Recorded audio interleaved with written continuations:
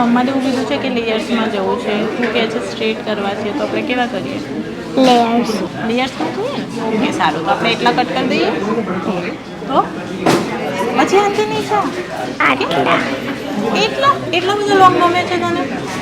એટલા તો કરવા દે થોડા આ એટલા તો પછી સારું રાખશે. ઓકે આખું આપણે એટલા લેયર્સ કરી દઈએ.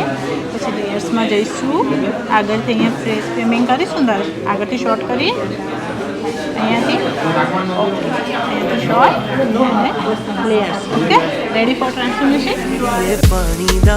पानी दा रंग चढ़ा के आ जे आपां मिल जाइए भुल जाइए एक दूजे दा नाम अड़िए पानी दा रंग चढ़ा के आ